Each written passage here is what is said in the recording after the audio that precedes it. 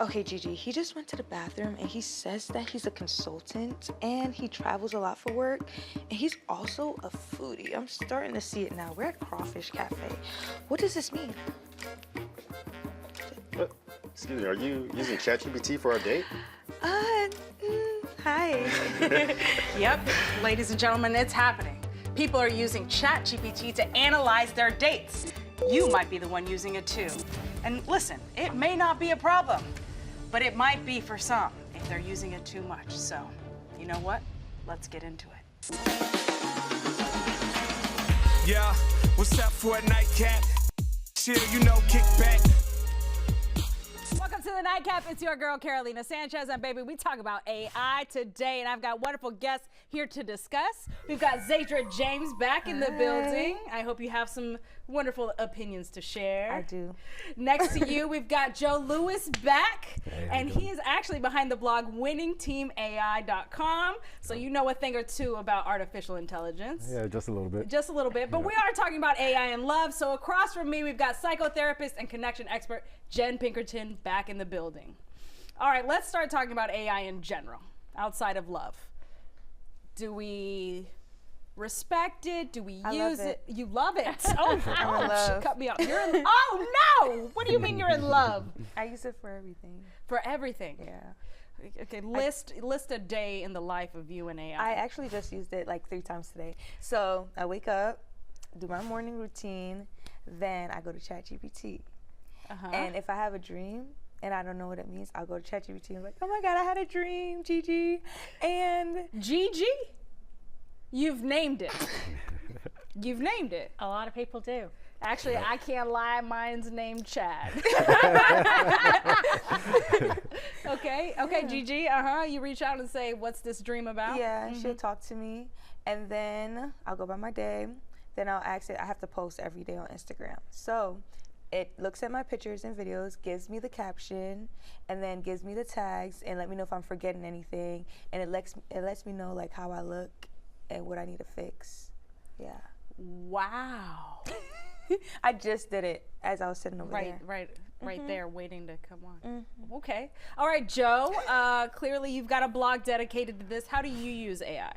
So I started using AI to solve my own personal problems. So to You give had me problems, more. Joe? I do. You know, problems at work, just to streamline processes and procedures. And it started kind of off with I just wanted to be more efficient with the work that I do.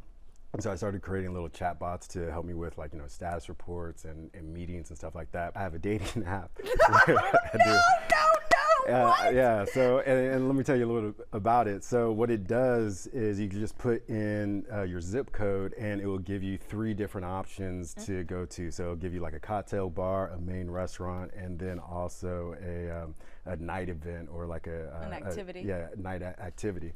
And so, you know, I'm out here single, dating and everything. It makes it very easy that you're able to just talk to someone and be like, hey, yeah, let's go out. And boom, right then and there, I already have a game plan to take her out on. Oh, wow. A man with a plan.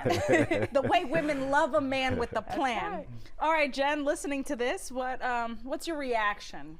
I actually like AI. I think you have to look at it for what it is. Okay. You can't come at it with some scarcity mindset that it's got some negative aspects, because there's so many positive ones. I think that AI in dating especially has helped people when they maybe are not comfortable. Like if you feel like it's a conversation starter, it's a way to say, what do I say, what do I do? It's a way to feel more comfortable, especially if you have an attachment style that prevents you from really feeling safe in the whole dating world. But there are some negatives. Okay. Zadra got punched in the gut. What are the negatives, Jen? Well, the negatives is that you might start to perform instead of relate. You might start to use this as basically your Bible, if nothing else, your only guide of what you're supposed to do, and you don't flex that muscle of how to actually relate with other people or to connect with other people. And so people can become overly dependent on what do I say, what do I do, and now you're keyboard warring your entire relationship instead of understanding how to relate to someone else, how to pick up subtle nuances and cues in a conversation. So I think that it can be used as an adjunct, but not a replacement. All right, Zadra, you over here clutching your pearls. We haven't discussed the use of AI and dating with you. First of all, are you single, ready to mingle? I've been mingling. You've been mingling, okay, and have you been using Gigi Yes. to help you in the mingling? Yes. Okay. I use Gigi. She like I'll show her a picture of the person I'm dating. Is this crazy? No, I'm not gonna say it. Go Say ahead. it, baby, say it. This is a judgment-free zone. I show her a picture of the person I'm dating, and I say, analyze this man, and like she'll rate him, break him down from the T, his height, his everything, and I'd be like, read him, and then she'll be like, oh, based on this image, I feel as though he is, and then she's usually right because I'll start seeing the characteristics after the fact. Okay, Zadra, hearing this, I'm gonna have to say that what Jen was warning about, using it as Bible, is what it It's not that sounds bad. like you're I didn't doing. get there yet. What do I you didn't mean? get to the complete negative yet. Like, it's not there. I still connect, you know? My worry would be, What's your word? what if Gigi is having an overly emphasized view just on that photo because she's not privy to the nuances of the conversation you could have with this person or the common interest or the chemistry. You cannot possibly detect chemistry through ChatGPT. Okay, So with Gigi, I usually don't do the picture thing until like we're like months in. So I'll like give it cues like, hey, we had a conversation, but like it keeps track of everything. Right. So I'll say like little things here and there, like key points, and then by the time I do add the picture, it uses everything I've told him, well, her, him, it. It uses everything, and then it like use that to analyze and come. Do you find that you're overly dependent though on what Gigi's going to tell you? Like, what if Gigi went away? Would you feel comfortable picking right up without Gigi to converse and connect with this person that you're dating? I'll still connect. But you'd be wondering in the back of your mind what Gigi was supposed to be telling What you. would Gigi say? oh no. All right, we need to dive a little bit deeper. All right, you take a moment right there. Our conversation about AI and dating continues after the break. Oh, Zadra.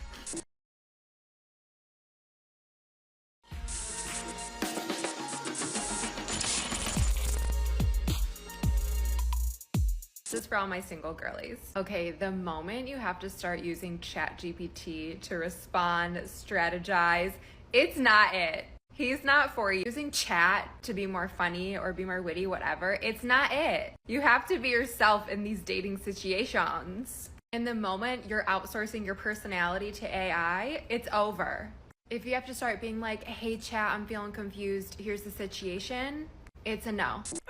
Baby, welcome back to the Nightcap. We're talking about dating while using ChatGPT. We've got Zadra James, who loves using Gigi for everything. We've got Joe, who actually has built AI tools. And we've got psychotherapist and connection expert Jen Pinkerton.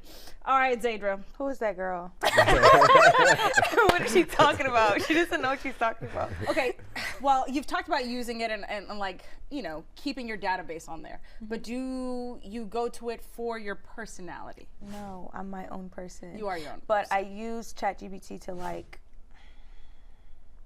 how do I say this? Word things better, because it's one thing to talk on the phone and like someone will understand like your personality from your voice and by speaking to you, but it's another thing typing. Some people could find it like offensive They can be or lost like in translation. So I try to like use it, especially when I'm upset. If I'm upset and having a conversation, I use it to like help me get my point across without coming off too harsh. You Okay. know? That seems healthy. Right? That's better. Again, I'm glad to hear that your personality is showing through, because otherwise we're not being authentic. And if we don't show up authentically, our relationships don't really have much of a future. You want them to fall in love with you, not Gigi. So I like hearing that part. And, you know, sure, I think a lot of people do look towards AI and ChatGPT specifically to be able to, if you're emotionally dysregulated and you're upset, to find a better way to illustrate, because a lot of people don't have those tools independently. I'm for everybody gaining those tools and not using AI for that, although I think AI is amazing for other things. Right. Okay, we've been hounding on Zadra. All right, Joe, clearly you have a deep respect for AI and use it a lot, but we haven't talked about how you use it as far as dating beyond planning the date. Do you use it for your communication with partners? So I do. So one thing that I found out is, sometimes like typing back and forth, she may respond very quickly, and I'm trying to type back, and then I have all these spelling errors and stuff like that, or it just get lost in translation. It's just easy to let me take a second after I type it up, scan it through, go through ChatGPT to see if it could clean it up, and then send it out. As opposed to, when I talk to them later, it's like, man, you have all these spelling errors, and it just doesn't make sense. So it kind of keeps me, my communication a lot more cleaner with that. A cleaner communication. Yeah. Is that the only thing you use it for? So I also use it to help me kind of figure out, personality. So let's say if she is like a Aries or Libra, so then I could kind of get an understanding on, all right, so next time I talk to her, what do they typically like? What they're typically looking for? And like, I'm able to use ChatGPT to kind of understand, like, okay, well, maybe she likes food or like to go to the movies. Then I can start catering the date or start asking questions about, those type of situations. My man's asking it about zodiac signs. Jen, I'm gonna need you to hop in here, girl. Well, the first thing that comes up for me is I want you to actually feel comfortable enough with this person to ask them directly and not be dependent, to say, hey, what is your sign? What do you like? If that's what you're into, zodiac, what is your sign? What does that mean about you? Where do you want to go? What would you like to do? Because you being dependent on the AI is preventing that conversation, which what if you got something extra out of that? What if you were able to talk to this person and get so much more out of it than you're limited maybe by AI? So again, I don't think it's bad to use it, just not solely dependent on it. Mm-hmm. Yeah, and I see kind of like how I'm kind of using it is it's kind of like my pregame, right? Before I meet her, right? So I have kind of a plan of attack before I go and talk to her, or go out on a date or something like that. So then when I do get there, then yeah, it's just me and her. But at least I have a plan, and I've kind of thought through kind of what we're going to do before we get there. I hear you, and that's okay. I mean, I like that you have a plan, frankly, and you're wanting to plan. So we're off to a good start in that. A lot of people miss that part. I just think that we can't let it replace human connection. There's even some AI sites where you can have a whole relationship with the chatbot, and that is your relationship. And so I think when we start heading that way, that becomes really problematic. But if we're using it as tools to help us feel more confident or to help us to connect, in the preliminary stage, I think that's great. We just can't become dependent and let this AI tool, Gigi, for example, for you, be the be-all, end-all of who you are and how you show up in your relationship. All right, before we go, Joe, what is the name of your chat GPT? My ChatGPT, it's King Louis. All right, we'll be right back on the Nightcap. I gotta talk to King Louis.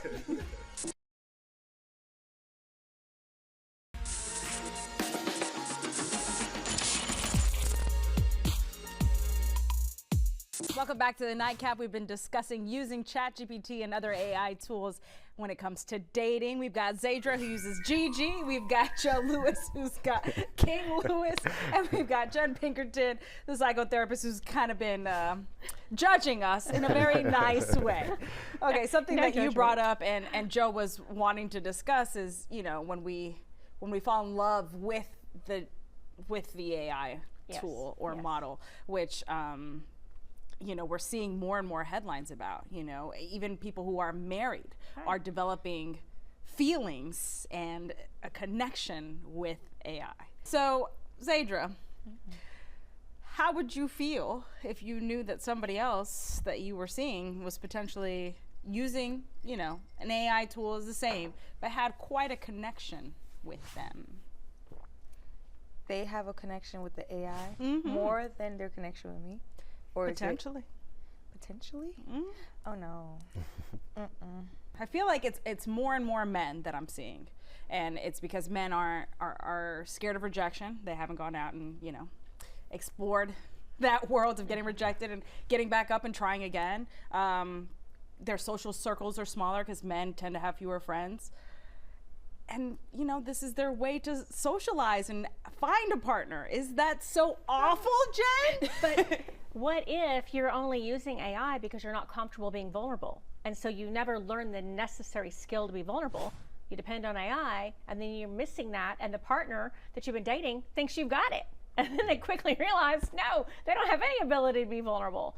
And so now it's fundamentally like missing in the relationship. So I think you just have to be careful with that. I think that you can use it for the positive aspects of maybe helping you with some of the things you said, but not be overly dependent and be certain that you're still showing up as your authentic self. So I think that you just have to be careful with it. I love it. It's necessary. It does so much for us. I think it's great, but you just can't let it be the guiding force in your relationships. Joe, how would you feel if you found out that your partner was very dependent on ChatGPT and their personality was actually more chat driven than in real life?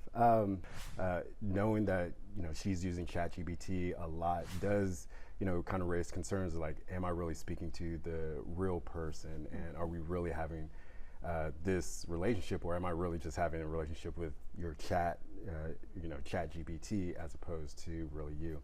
But I think part of you hanging out, being together, I think the more you guys interact, ideally she would become less dependent on the chatbot and more kind of dependent on the relationship that you guys are building. And I think going forward, I think that is something that relationships are going to have to deal with, because there's going to be problems in a relationship. Well, yeah, I could go talk to my friends, or I could go over to ChatGPT and ask like, hey, how would I solve this relationship issue? And then next thing you know, you're both kind of doing the bidding of the chatbot. This sounds like a Black Mirror It does, episode. and it really does, and that's what it might go into. But I think the intimacy and the relationship and the times you guys hang out together, I think that if you're building that bond, I think that is stronger than being in a relationship with the chatbot. Yeah. All right. Well, Zadra and Joe, thanks for coming on and being vulnerable. And Jen Pinkerton, thank you for always coming on and sharing your expertise. Absolutely. All right. Coming up next, I'm heading behind the bar because we got Crawfish Cafe in the building. And baby, that New Orleans lemonade, is that what it's called? And the oysters are calling me. So you stay right there. We'll be right back.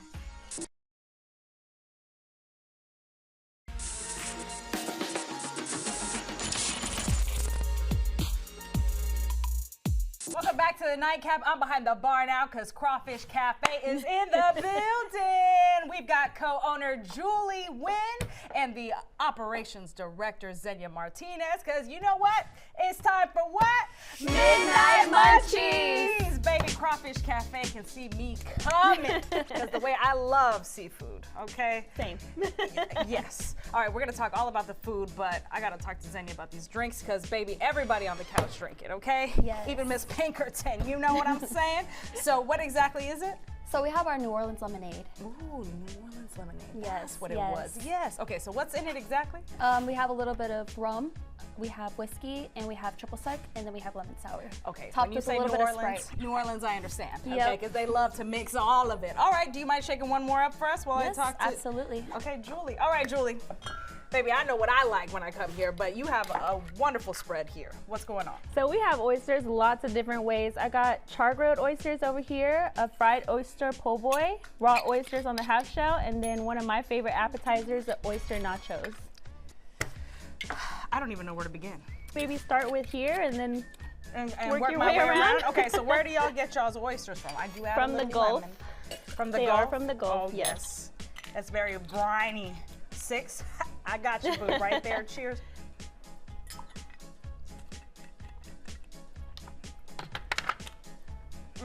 And you know they're an aphrodisiac too. I don't know if ChatGPT knows anything about aphrodisiacs like that. you know. ChatGPT knows a lot. Yes. Yes, it does. Okay, now of Okay, these so two, over here are char-grilled oysters. It's got our what's it got in here? secret butter sauce Okay, right. and a We can't cheese give away blend. secrets. And we char it on the grill. You char. It's good. Ooh, look at that. And when this is fresh, you already know it's even better. Oh yeah. Good, right? Shit, that The is fire. the silence says it all. Baby, The that's side-eye. fire. Hold on. I'm mad at you because you didn't tell me about this. Okay, hold up. I had to start off easy on you. Yeah, this I can get, but that secret sauce. Hold on, I want another one, but what's this? These are our scallion oysters, so this is kind of like a Vietcajun fusion. Okay. Yeah. Got a Vietnamese vinaigrette and scallion oil, also grilled. Okay, so for Uncle people who Oysters. haven't been to Crawfish Cafe, number one, you're making me upset. But number two, what can they experience when they come? A lot of great flavors and a big variety. We have a lot more than oysters. We have boiled seafood, fried seafood, crabs, shrimp, you name it. I mean, that Viet twist to everything. Oh, man! Shit, I want more. My Your team, macros. my team and my macros. What's your macros? I'm truly doing my Can't have macros. it. No, I'm trying to slim down, okay? But I'll splurge on Save a some little for the team? oyster. I'll save some for the team. See, I won't touch the nachos or the po' boy, but I will touch this New Orleans what?